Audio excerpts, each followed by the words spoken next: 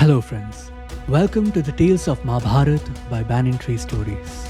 So far you've heard that Pandu, due to the curse of Kindama Muni, was unable to establish a relationship even with his wives. However, through the blessings bestowed by sage Durvasa, Kunti made it possible for Pandu to become the father of 5 sons, who were each the embodiment of different virtues. And now, on to the next episode.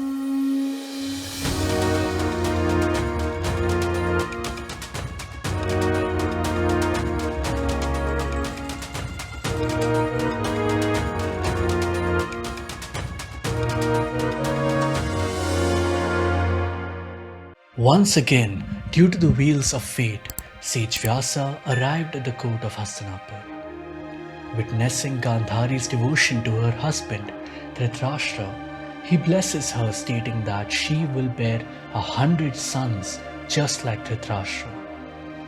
One day, Gandhari reveals to Dhritarashtra that she is pregnant. Even after 9 months, she does not give birth, and her agony continues to grow. When the news of Yudhishthir's birth reaches the palace, Gandhari becomes restless. Out of anger, she begins to strike her belly, which results in numerous flesh lumps coming out of her womb. She instructs the maidservant to dispose the flesh pieces away in the jungle. The maidservant crosses paths with Sage Vyasa on the way and explains the situation to him. Upon seeing Vyasa, Gandhari breaks down. Vyasa assures her, "My blessings never go in vain. Don't worry, go and rest." Vyasa conducts a procedure in the room, using the pieces of flesh, cold water, some herbs and his yogic powers. He divides all the flesh pieces into 100 equal parts with one piece remaining. Gandhari witnesses this from outside the room. From behind she asks, "Will I only be a mother of 100 sons? Will I not have a daughter?" Without turning back, Vyasa smiles and performs the same procedure with a piece of flesh, stating, "Here's your daughter." When Dhritarashtra learns about these events, he is unable to believe Vyasa's words, despite wanting to, which leads him to conceive a son with a maidservant from his palace. After nearly a year, one night the sky, filled with the light of the moon, suddenly became engulfed in clouds. There were strange changes in the sky, from crows to vultures, on the ground from wolves to various wild animals, and the river up to the crocodiles. All of them began to scream and yell with their might. Meanwhile, in the room of the royal palace where Vyasa had kept the pieces of flesh, when the maidservant arrived as usual every evening, she was terrified because those pieces had taken the form of a human baby who was making noises like a wild boar instead of crying, and was staring at the maid. The king and queen, along with the Prime Minister Vidura, had all come into that room, and even brave Vidura was scared seeing all this. Dhritarashtra could not see, but he could clearly hear the strange noises there. He asked Vidura, "What are these noises? What are these sounds? Why is the baby making such noises instead of crying?" Vidura humbly said, "O king, there's only one interpretation of this, that your first son will be the cause of destruction of this palace. It will be considered the biggest failure of your life."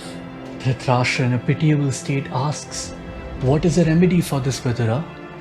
Vidura says, "There's only one solution to this, that you think like a king instead of like a father, and you free the palace from the sun." For King Dhritarashtra, this was a moment of moral dilemma. In the end, he rejected the title of being a good king and accepted the title of being a good father, and decided to keep his first newborn. Dhritarashtra named his eldest son Suyodhan, which means the one who fights for good deeds. Nearly a year later, a son was born to the maid who was Dhritarashtra's son and was named Yuyutsu.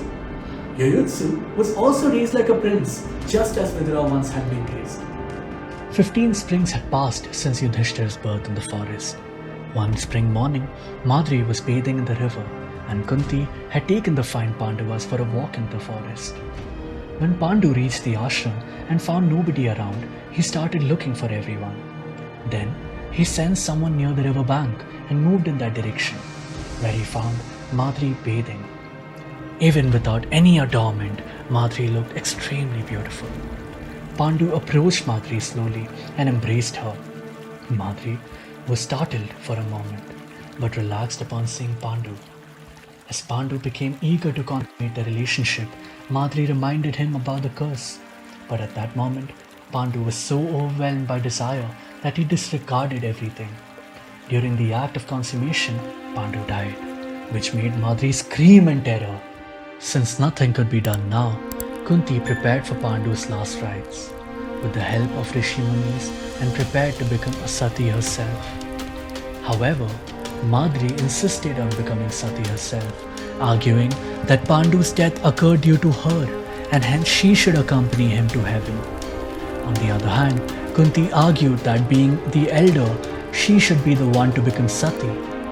Eventually, Madri persuaded Kunti by saying, "You are the eldest, the greatest.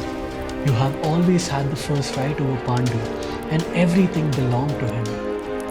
I beg you to allow me to become sati.